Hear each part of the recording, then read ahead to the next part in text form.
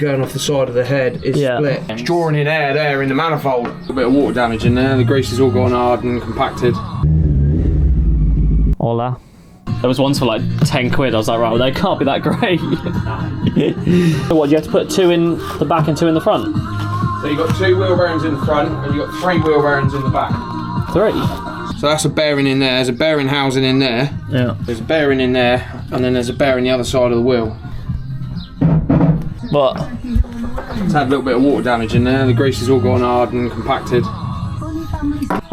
Oh, I thought it was just a shelf. Is it actually a fucking... No, it's a 12-ton press. I wonder what that was. A hydraulic press. I just thought it was a fucking shelf this whole time. One bearing in. Bosh. Oh, yeah, Play just from move side to side. Obviously it's supposed to turn like that. Yeah. You hear that? How rough it sounds. Is that because the edges have just got a bit soft and it's... Well, it's let the moisture in, the grease has come out, it's the bearings have got dry in there, so they've worn naturally. Yeah. But you can see where it's let all the moisture in. The seals obviously started to give way. Yeah. And it's just over the time, it's let moisture in. Obviously, we've had it on and off recently. Yeah. So you have one wheel bearing here, and you have one on the other side, and inside it, and then you see carefully, there's like a steel tube in the middle. Yeah. And that just braces the bar as you go through the middle. It's like a support brace.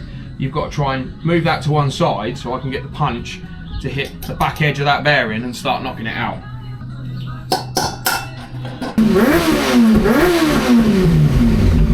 Bit rich, isn't it? Yeah. You can definitely fucking smell the fuel, I know that. Yeah, fuck. it's only doing about 100 miles to the tank. Really? Yeah. I'm only getting fucking 100 miles of tank out of it. Yeah, well, what were you driving it like last night, Hamish? Oh, I managed to do a mile an hour on it. Well, yeah, there you go then. So it's not helping, obviously, having more air going in through the fucking exhaust system. Yeah. So obviously we patched up pretty much most of them holes, but it's not helping that situation. What's up, them hoses are? Yeah. So this is vacuum. So all carbs run on vacuum, and at the moment, your bike's sort of like they're not fueling and running cleverly together. This is what we call synchronization. So you want synchronized balancing, synchronizing. You want all 4 carbs to work together. The right amount of fuel in, the right amount of air, all at the same time. You get it all doing at the same time. That's where your smoothness and your power delivery comes from, or some of it comes from. The best of what we can do until there's an exhaust goes on it. Leak on number 4. Lovely. We've got a vacuum leak on number 4, which is obviously offsetting why it's starting to fucking run like this. Do you reckon that's why it was randomly doing flames that one night as well? Because it was such a sudden change to the flames. Yeah. Is that what that noise is? Yeah. It's coming out. So you've got a split back pipe down here. This vacuum pipe going off the side of the head is split.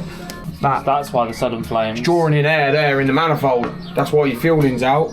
So that goes straightly, that pipe there goes directly into the manifold, and it also comes up here to the HVAC system at the top.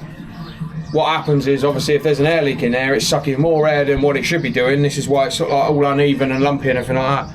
I mean, that pipe there. So the pipe is fucking split and corroded. Yeah. That's why it's falling apart.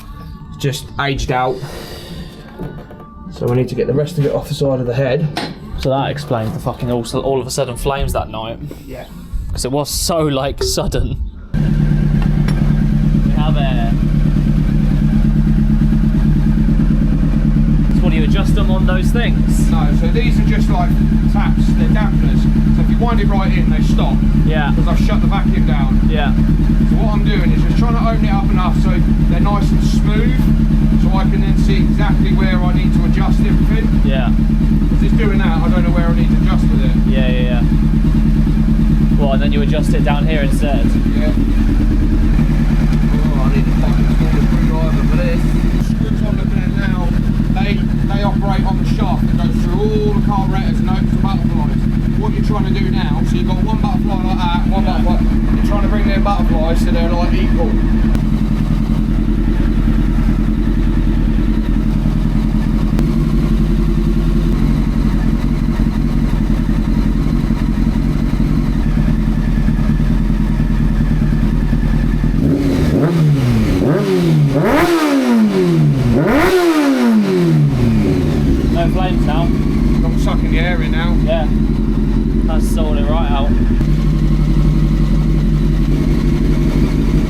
Pretty fucking level now, isn't it? Yeah, that's perfect.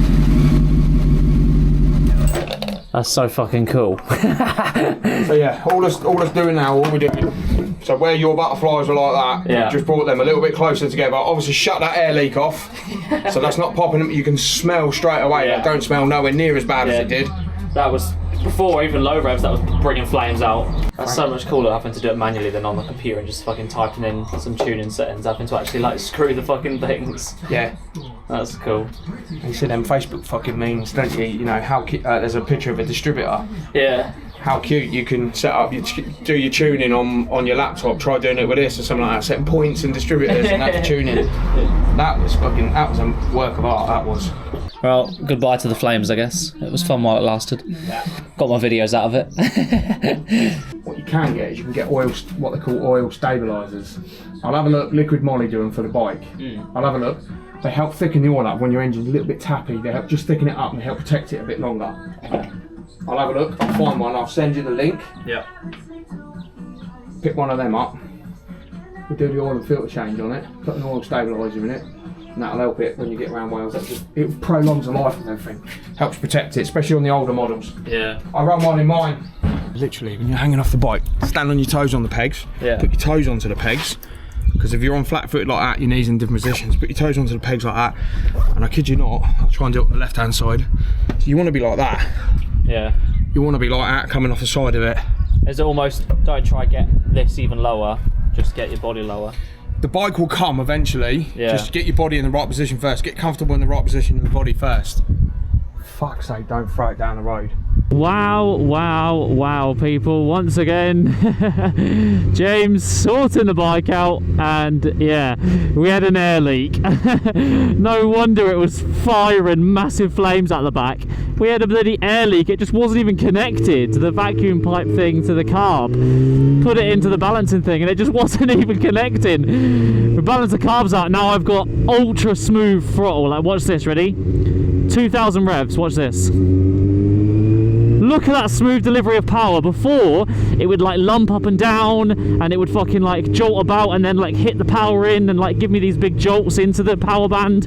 It was horrible. Low end, this bike was just really not a good thing to ride. I hated it. It was really annoying me. Like even now, look at that, 2,000. Yeah, that is a night and day difference. Night and day difference. Obviously the new bearings in as well, so we got rid of that clickiness in the back wheel. Those were covered in loads and loads of gunk. The seals are gone on them. Obviously they've been on there 24 years, but that's all sorted now. Only last thing, we've got a little bit of like little light clicky sort of noise going on, so we'll sort that out at some point. And then yeah, I'm going to get headers because I can just keep the link pipe, which is nice. So I'm just going to get headers for the bike, and then that will sort out the leak that's underneath in the exhaust, which will sort out the fueling and the air and everything as well. Yeah, man. Again, James saving the day, mate. James saving the day. So yeah, if you ever need anything, you live in the local area, here's his information. Go try book in with him. He's very busy, so don't bombard him. But if you can get in, mate, you get cheap rates. Local guy that you can trust to sort your shit out, mate. He's old school. He knows what he's doing. It's all in his brain. But yeah, man, I'm gonna go. Well, I'm going to go home and start filming a video, doing some more knee down practice, so that'll be out in a bit. But yeah, hopefully you enjoyed another little mechanic video. And yeah, subscribe. See you later.